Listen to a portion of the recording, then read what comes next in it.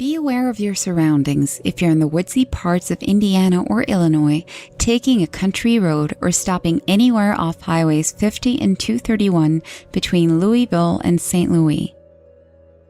There are many small towns nestled in the broad tracts of dense forest, and these, above all, should be avoided at night. The story starts in 1989 after 17 people have been gruesomely mauled to death by strange animals near the towns of Freedom and Spencer, Illinois. The deaths were blamed on feral dogs based on witness descriptions, and the tracks left around the remains of their victims do indicate large canines. While the Forestry Commission had, at the time, issued a statement that the tracks were wolf or wolf-coyote hybrids, some wildlife specialists still argue that the tracks do not quite match any known wild canine. One witness, who wishes to remain anonymous, described seeing a pack of animals that looked like very large, tall, hairless dogs in the woods behind their home.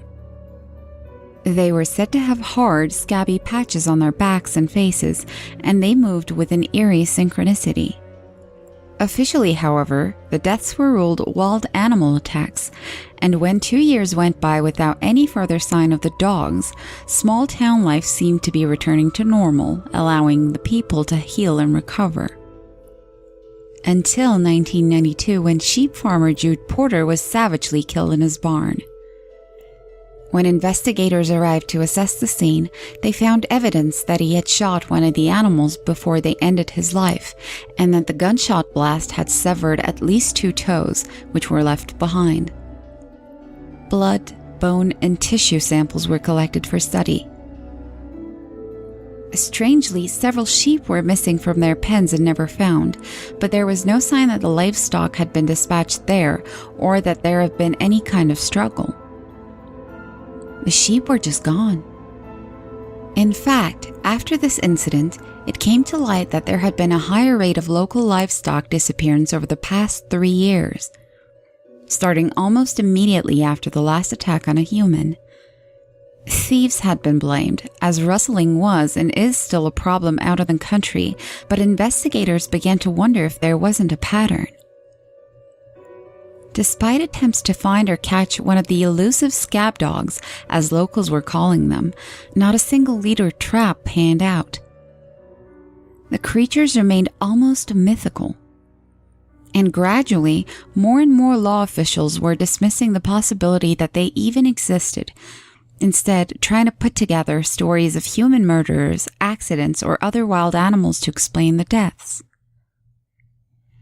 In 1994, Dr. Omar Kehani of the Department of Animal Sciences at the University of Illinois reported that the samples taken from the Porter barn were indeed canine, domestic dog, but that the tissue and blood was heavily infected with an outside agent, a fungal parasite that was likely responsible for the animal's hair loss and skin irritation. It took several months for the department to be granted test animals to observe the action of the fungus, 3 greyhounds. But what they discovered was so frightening and revolutionary that it should have totally inflamed the scientific community. Instead, the experiment was shut down, the information destroyed, and Dr. Kehani was dismissed under threat of being charged with animal cruelty. In 1998, one of the technicians working under Dr. Kehani finally spoke out about the incident, also retaining anonymity for their own safety.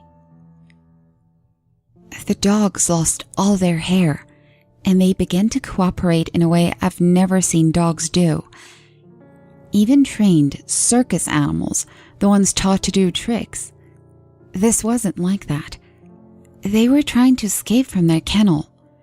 If someone hadn't checked the security camera, they would have gotten out. They were really close.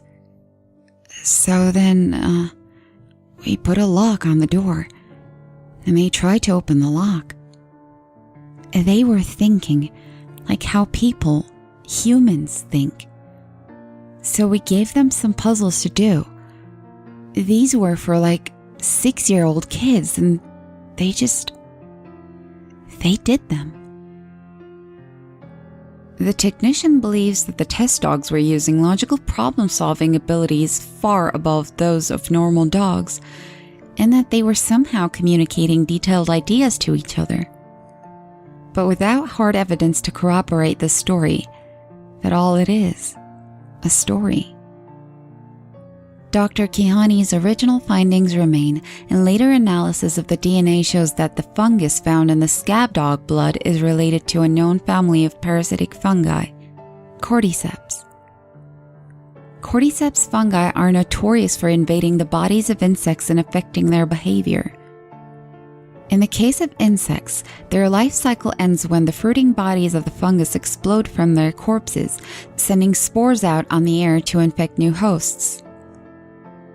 Is it possible that this fungal infection actually affects the brain activity of dogs? Could it be making them more intelligent, more cooperative? Nobody knows. However, the scab dogs have never been captured, killed, or counted. It is not known how many exist, though there are still scattered sightings and rumors. And every so often a body is found, eaten down to the bones. Unfortunate hitchhikers, campers, or other foolish people who leave the safety of the freeway at night. Please, please stay on the freeway. There is nothing to see in the woods.